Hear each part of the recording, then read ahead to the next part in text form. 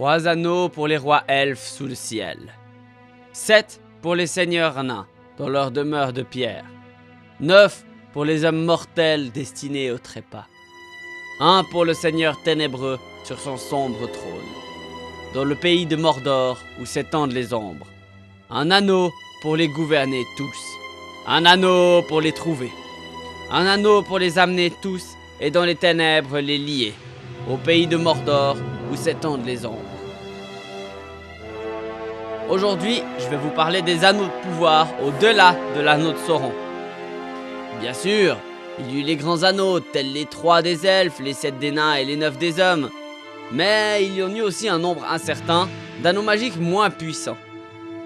Ils étaient créés par les elfes d'Eregion au 2e âge. Oui, bon, on est abonné au 2e âge ces jours. C'est pas trop grave, non? On sait pas grand chose dessus, alors on y va. Dans les créateurs d'anneaux, les elfes d'Eregion étaient les meilleurs. Mais dans ceux-ci, un spécialement se démarquait. Celebrimbor, le petit-fils de Fëanor. Il avait, avec l'aide de Sauron, appris à fabriquer des anneaux plus puissants et plus beaux. Ainsi, il créa les 7 puis les 9. Et il était content de son œuvre. Quoiqu'après tout ça, il entendit en songe le poème de l'anneau cité avant. La voix de Sauron était terrible. Pris de peur, et sachant qu'il avait été trahi, il cacha les 3 anneaux des elfes, qu'il avait, dans sa sagesse, fait sans le pouvoir de Sauron. Ainsi, Sauron ne les a jamais touchés. Les grands anneaux avaient leur pouvoir propre.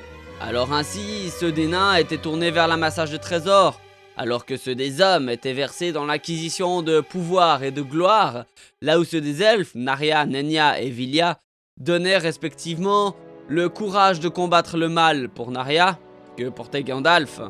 Nenya donnait à Galadriel, lui, le pouvoir d'embellir la Lothlórien et de la protéger des assauts du temps, et pour finir, Vilya, que portait Elrond, qui donnait don de voyance ainsi qu'un pouvoir de protection assez puissant, comme le montre la crue de la Bruinnon dans le Seigneur des Anneaux. Après, il faudrait ajouter à ça que tous les anneaux des elfes ont un pouvoir de ralentissement du temps. Les anneaux des hommes le même et les anneaux des nains aussi. Le seul truc c'est que les nains peuvent pas être soumis aux anneaux comme ça, et les hommes, tu peux ralentir tout ce que tu veux, ils vont mourir la même chose. Au 3e âge, un autre créateur d'anneaux émergea, bien que ce soit un fait anecdotique durant la guerre de l'anneau. Il s'agit de Saruman. Quand donc Gandalf vient le voir, Saruman se présente comme Saruman le multicolore, Saruman le créateur d'anneaux. Ce n'est pas forcément pour plaire à Gandalf. Et du coup, Tolkien fournit un aperçu révélateur de la nature des anneaux et de leur pouvoir dans une de ses lettres. Le pouvoir directeur, pour tous les anneaux de la même façon, était la prévention ou le ralentissement du déclin, c'est-à-dire le changement, vu comme une chose regrettable, c'est comme je disais avant. La préservation de ce qui est désiré ou aimé ou son semblant, cela est plus ou moins une motivation d'elfe.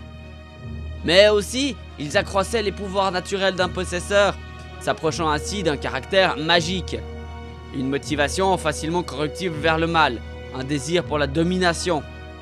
Et enfin, ils avaient d'autres pouvoirs plus directement dérivés de Sauron, comme rendre invisible le corps matériel par exemple, et rendre visible des choses du monde invisible. Quoique pour ça, j'ai pas forcément d'exemple. Hormis peut-être les Nazgûl au Mont Venteux pour Frodon. Les anneaux n'étaient pas fabriqués comme des instruments de guerre ou de domination. Ils ne pouvaient pas créer d'éclairs de pluie de grêle ou même de pluie de pierre. Pourtant, ils conféraient des pouvoirs à la mesure de leur utilisateur.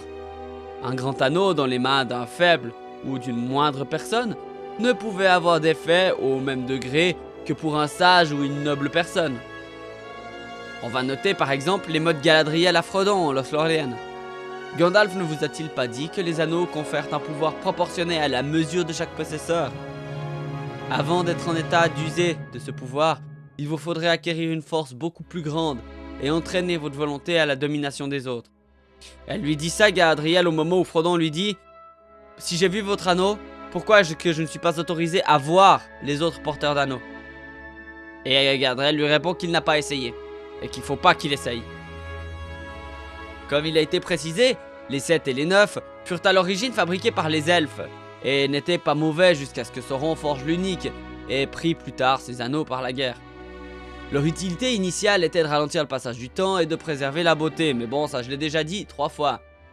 Mais comme Sauron avait pris une part dans leur fabrication, ils devinrent soumis à la malédiction de l'unique, et ayant donc des pouvoirs maléfiques. Il donna les anneaux à différentes races de la Terre du Milieu afin de les réduire en esclavage et ainsi de les contrôler. Sauron donna les 7 aux nains, qui se révélèrent durs à soumettre comme je l'ai dit avant. Ils supportaient mal d'être dominés par d'autres, et leur cœur n'était pas facile à sonder et on pouvait pas les tourner vers le mal.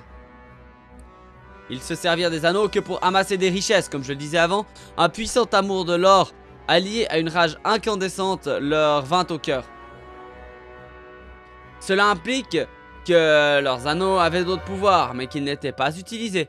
Sans doute parce que cela aurait attiré l'attention sur l'utilisateur et tout ce qu'il faisait. Sauron donna alors les 9 anneaux aux hommes, qui se révélèrent aisés à prendre au piège.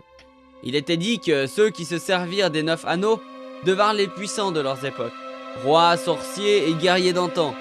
Ils gagnèrent la gloire et la richesse, mais cela se retourna contre eux. Il semblait que leur vie n'avait pas de fin, mais la vie leur semblait insupportable. Ils pouvaient parcourir le monde invisible à tous, même sous le soleil, et voir ce qui restait invisible aux mortels, toujours dans le Silmarillion et les anneaux de pouvoir.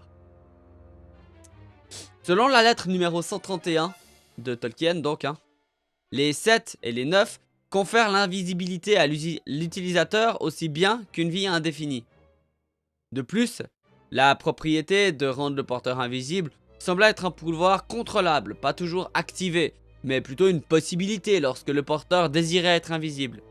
Cependant, l'utilisateur pouvait toujours faiblir et devenir un esprit, sous le contrôle de Sauron évidemment, le seigneur ténébreux. Les 3 anneaux elfiques ne conféraient pas l'invisibilité, car c'est un pouvoir venu de Sauron, et Sauron n'eut aucune part dans la création des 3 anneaux elfiques, et il ne les toucha donc jamais. Les études de Saruman sur les anneaux nous ont fourni des informations assez utiles sur leur apparence. Gandalf raconte l'histoire de l'unique pendant le conseil d'Elrond, en rappelant les mots de Saruman. Les 9, les 7 et les 3, dit-il, avaient chacun leur joyau propre, mais pas l'unique. Il était rond et dépourvu d'ornements, comme si ce fût un des anneaux d'importance secondaire. Mais son créateur y avait mis des inscriptions que les spécialistes pourraient encore voir et déchiffrer. C'est donc dans le chapitre du conseil d'Elrond dans le Seigneur des Anneaux que j'ai tiré ça. Ces lettres pouvaient être vues quand l'anneau unique était chauffé, comme dans le feu de Frodo, alors que Gandalf confirme ses soupçons en faisant apparaître des lettres d'écriture elfique en parler noir, comme enflammées. On connaît aussi le type des gemmes utilisées pour les 3 anneaux elfiques. Narya était ornée d'un rubis, Nenya était ornée d'un diamant, et Vilia était ornée d'un saphir. À son doigt était Nenya, l'anneau forgé dans le mithril, qui ne portait qu'une seule pierre scintillante, comme une étoile givrée. Le Seigneur des Anneaux, livre 6, chapitre 9.